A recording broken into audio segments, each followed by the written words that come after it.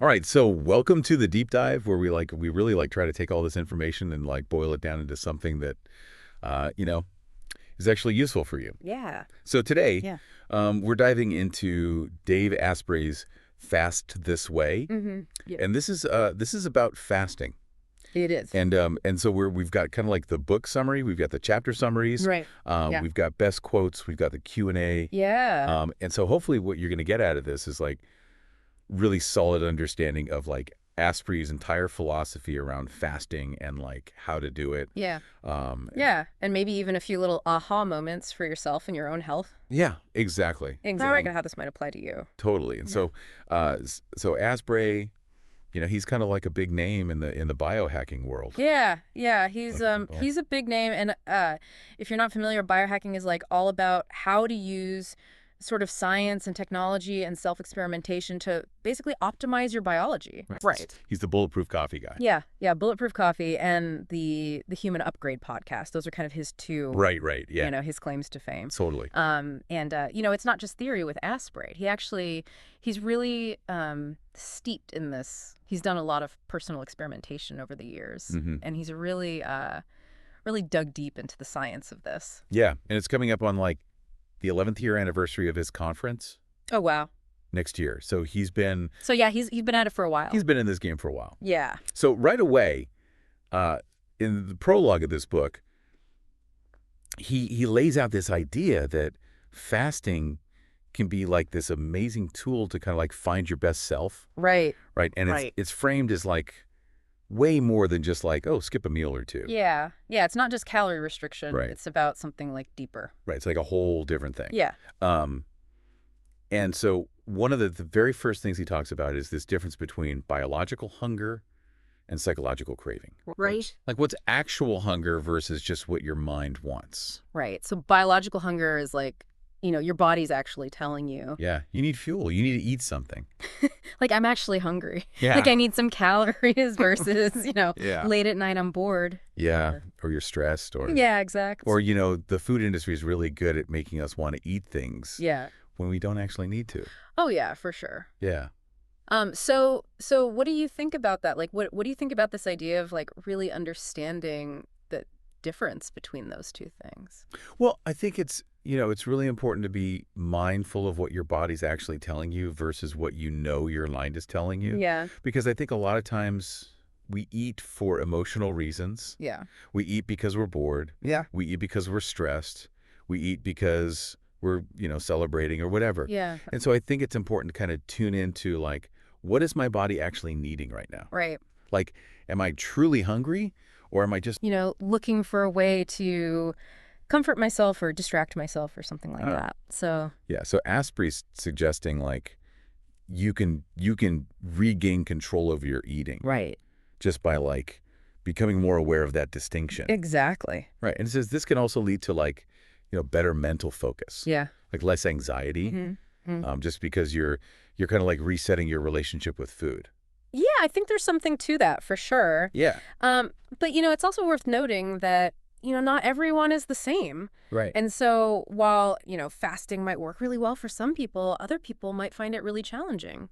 Or even harmful in some cases. Right. Yeah. If you have certain medical conditions or. Right. Exactly. Yeah. So it's not a one size fits all kind of thing. Right. And we always say do your own research. Talk to your doctor. Absolutely. Right. Yeah. It's about figuring out what works best for you. Right. Exactly. As an individual. Totally. And so, then Asprey gets into this idea of enlisting your molecular machines through fasting. Right. Yeah.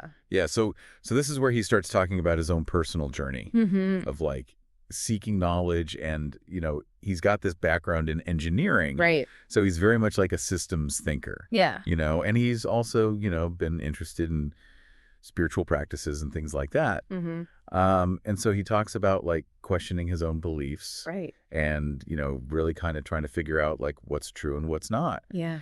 And he had these really profound experiences in Tibet where he saw people doing these extended fasts. Right. These really long fasts. Yeah. As part of their spiritual practice. Yeah. And it kind of blew his mind because he's I thought, yeah, humans couldn't go that long without food. Yeah. But clearly they can. Right. And so it kind of made him question his own assumptions Yeah. about, what's possible Totally. with the human body. Yeah. So that kind of leads into his vision quest. Yeah, so he went on a vision quest with this shaman named Delilah. Right. And I thought it was interesting that Yeah. like another seeker showed up Oh, yeah, that was unexpected. unexpectedly. Yeah, it wasn't supposed to be like that. Yeah. And he's like, I don't even know if I want to share this experience. Yeah. But, even that, like, unexpected encounter kind of led to some insights, Yeah. about himself and Totally. Yeah. about fasting and... So how does that connect to like the molecular machines thing? Right, so the vision quest and fasting in general, he believes that it promotes this kind of cellular cleanup. Mm-hmm. It's like your body is not constantly focused on digestion. Yep. So it can kind of redirect those resources to other things. Yeah. Like self-repair and cleaning up damaged cells and reducing inflammation. Right. So it's like a factory that like shuts down the production line. Exactly. So it can like do some maintenance. Yep. Right. And he talks about like acute inflammation versus chronic inflammation. Right. Right. So acute inflammation is like when you get injured or something. Yeah, that's like the good kind of inflammation. Right. Your body needs that to heal. Right. But then you have this chronic inflammation, Right. which is like this low-grade inflammation that's just kind of always there. Mm-hmm. And that's often caused by like modern diets and lifestyle factors. Right. So he's really Yeah. pointing to the modern diet as like a huge. Yeah, huge contributor to inflammation. Right. Yeah. So he's saying like it's not just about calories, it's like what you're actually eating.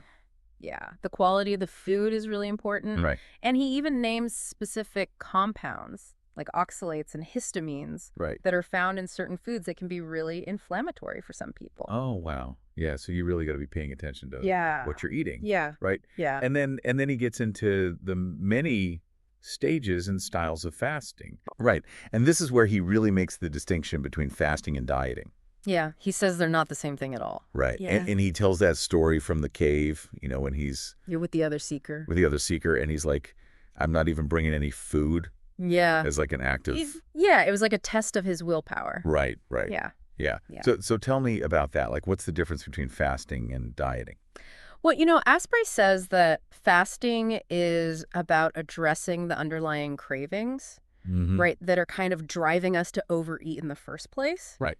Whereas dieting is often just about like restricting calories, Mm-hmm. which can actually make those cravings worse Right. because you're constantly feeling deprived Yeah.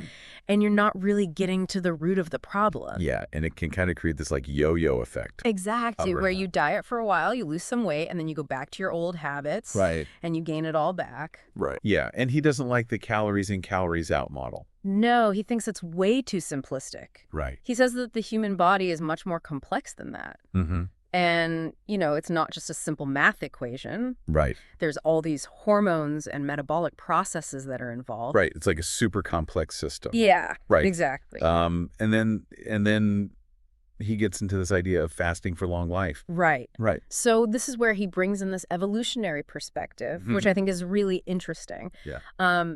He talks about this experience he had before his vision quest, Mm-hmm. where he found this eagle feather. Right. And he kind of saw it as a symbol of like wisdom and courage. Mm-hmm. And then he kind of goes back in time and he talks about like, our hunter-gatherer ancestors and how they would have gone through these cycles of feast and famine. They didn't have supermarkets on every corner. So they would have had times where there was plenty of food and then times where there was very little food. Right. And so their bodies adapted to that. Yeah. They became really good at going without food for extended periods of time. Right. And in fact, some people believe that that's actually what allowed our brains to develop the way they did. Oh, wow.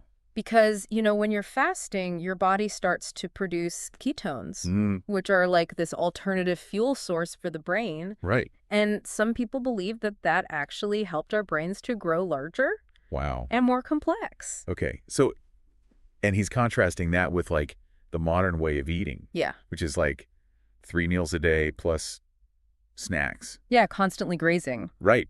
Which is like, Which is very different from... very different what our it's- ancestors would have done. Right, and he's saying that, like, we've kind of lost touch with that natural cycle of feast and famine. Yeah. Right. And, there's a lot of cultural and emotional connections to food as well. Right. We eat for comfort, we eat for celebration, we eat for all sorts of reasons Yeah. that have nothing to do with actual hunger. Right. Yeah. So he's saying, like, we've got all this abundance of food, but we don't have these natural fasting periods. Right. Right. Exactly. So what do you think about this whole evolutionary perspective on fasting? Well, I think it's fascinating, and I think it makes a lot of sense. Yeah. I think it's definitely true that our bodies are adapted to go without food for periods of time. Hmm. I think it's also true that we're eating way more often than our ancestors ever did. Hmm. But I think it's important to remember that, we're not living in the same environment as our ancestors. Right. We're not hunting and gathering our food. Right. We're not, exposed to the same kinds of stressors. Yeah. And so our needs are different, Yeah. and I think it's important to, not romanticize the past too much. Right. And to kind of take what's useful from that evolutionary perspective, but Right. also to adapt it to our modern lives. Right. So kind of like take the best of both worlds. Exactly. Right. Yeah. Um, so then he talks about fasting for better sleep and sleeping for a better fast. Right. So tell me about that. Yeah, so this is where he starts talking about the connection between sleep and fasting. Wow. He talks about how, when you're sleeping, your body is naturally in a fasted state. Right. And so that can make it easier to, kind of extend those fasting periods. Yeah. And he also talks about how good quality sleep can enhance the benefits of fasting. Mm-hmm. Because sleep is when your body is doing a lot of repair and restoration. Right. And so if you're well rested, you're going to be better able to handle the stress of fasting. Yeah. And then conversely, fasting can also improve your sleep quality. Mm-hmm. Because it can help to regulate your hormones and your blood sugar levels. Right. So it's like this positive feedback loop. Right. Yeah. And then he gets into fasting for mental and spiritual health. Right. So this is where it starts to get a little bit more esoteric. Yeah. He talks about how fasting can help to increase your awareness and your mental clarity. Right. And it can also help to, strengthen your willpower and your self-discipline. Right. And he even talks about how fasting can be a spiritual practice. Yeah. It can help you to connect with something greater than yourself. Right. And to kind of tap into that inner wisdom. Yeah. And he says, like, embrace the joy Yeah. of it. Yeah, it shouldn't be about suffering. Right. It should be about, self-control and discipline. Right. But also about, like, finding that joy in the process. Yeah. Yeah. So then he gets into supplements. Yeah. Right. So how do supplements fit into all this? Well, Asprey is a big believer in using supplements to kind of optimize your health. And so he talks about how certain supplements can be really helpful during a fast. Okay. They can help to support your energy levels. They can help to reduce hunger. Right. They can help to, kind of make the whole experience more comfortable. Right. And so, like, and he also talks about, he's not saying like everybody has to take all these supplements. No. It's about like finding what works for you. Right. And he gives a lot of different options in the book. Mm-hmm. So it's about kind of experimenting and seeing what works best for you. Okay. And he tells that story about the mountain lion. Oh, yeah, yeah. Where he's like in the vision quest and he sees this mountain lion. Yeah, and it triggers this like primal fear response in him. Right. Yeah, and he like instinctively builds this barrier Right. to protect himself. Right. And so he uses that as an example of how, even though we're not living in the wild anymore, we still have these primal instincts that can kind of drive our behavior. Yeah. And so he says that, these fears can often manifest as cravings. Right. We crave food because we're afraid of something, whether it's like fear of scarcity or fear of the unknown or, fear of not being good enough or whatever it is. Okay. Yeah. So he's saying like, those things can be real, but we have tools to overcome them. Exactly. Right. And then he talks about how it's a little different for women. Right. So this is a really important chapter because, most of the research on fasting has been done on men. Right. And women are not just smaller versions of men. Right. We have different hormones, we have different metabolisms. Yeah. And so we respond to fasting differently. Right. And so Asprey talks about how, women need to be more careful with fasting. We need to make sure that we're not putting too much stress on our bodies. Yeah. And he gives some specific recommendations for women, like, doing intermittent fasting every other day, avoiding strenuous workouts on fasting days. Right. And, just really listening to your body Mm-hmm. and making sure that you're feeling good. Yeah. Yeah. And he even talks about like menopause and how that changes things. Yeah, yeah. Right. So women really need to, It's a whole other ball game. yeah, Yeah. do their own research and figure out Exactly. what works for them. Yeah. Right. Mhm. Okay. And then he gets into like the how-to guide. Right. The fast every way, a how-to guide. Yeah, so this is where he gets really practical. Yeah. He talks about his own experience doing a 4-day fast. Mm-hmm. And how he kind of went through this whole process of like, Yeah. feeling hungry and anxious and lonely. Mm-hmm. But then he kind of came out the other side and he felt amazing. Yeah. He felt clear-headed. He felt energized. He felt, Mm-hmm. really good. Yeah. So it sounds like that was a pretty profound experience. Yeah, definitely. Yeah. And he talks about how, a lot of our anxieties around food are actually just stories that we're telling ourselves. Right. They're not based in reality. Right. And so he talks about how meditation and self-reflection can help to kind of break down those stories Mm-hmm. and to kind of see things more clearly. Yeah. And he talks about like those deep-seated connections between food and like emotions and, Right. our personal history. Yeah. Yeah. Yeah. And he says like so much of that is like culturally conditioned, Mm-hmm. right? Yeah. Yeah. Not necessarily biological, Exactly. right? Yeah. So he's saying like, you could actually reprogram those things, Yes. right? Yeah. And he talks about like losing weight and going into ketosis, Mm-hmm. right? Yeah. So he's saying like fasting can be this really powerful way to like totally Yeah. change your relationship with food. Yeah. It's not just about weight loss. Right. It's about like, Changing your whole mindset around food. Right. Yeah. And then he wraps it up with the conclusion. Right. Fast and peace. Yeah, so this is where he kind of brings it all together. Yeah. He talks about how fasting can lead to greater self-awareness, Mm-hmm. and a deeper connection to yourself and to the world around you. Right. And he talks about how it can help you to overcome your fears Mm-hmm. and to live a more authentic life. Right. And he tells that story about like the hike in the desert Oh, yeah. after the 4-day fast. Yeah, he had so much energy. Right. And he's like, I thought I was going to be exhausted, I know. but I have all this energy. Yeah, it's amazing. Yeah. So, and he uses this metaphor of like fasting is a way to like enhance your natural state. Right. Right. Like to be the best mirror to the world. Right. Yeah. So it's like you're kind of like stripping away all the all the gunk. all the gunk and like letting your true self shine through. Exactly. Right. Yeah. So he's saying like fasting is not just about like physical health. It's also It's about mental and emotional and spiritual health. right. Yeah. It's like a holistic thing. Exactly. Yeah. Yeah. So to kind of sum it all up, Yeah. we've talked about this distinction between hunger and craving. Right. We've talked about how fasting can help to reduce inflammation. Mm-hmm. We've talked about the difference between fasting and dieting. Yeah. We've talked about this evolutionary perspective on fasting. Right. We've talked about the connection between fasting and sleep. Mm-hmm. We've talked about the potential for mental and spiritual growth. Yeah. Um, We've talked about how it's different for women. we've talked about how it's different for women. Right. Right. And we've talked about this whole idea of like fasting as a journey of self-discovery. Yeah. Right. Yeah. So much to unpack there. It is a lot. Yeah.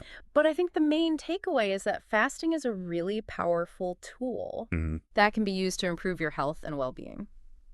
Yeah. And so we want you to think about like which of these insights really resonated with you. Like how can you apply this to your own life? Yeah. And what's one assumption you've been holding about your own eating habits that Yeah. you might want to question now Right. after this deep dive? Awesome. Thanks for joining us. Yeah, this was fun. Yeah. Thanks for having me. See ya.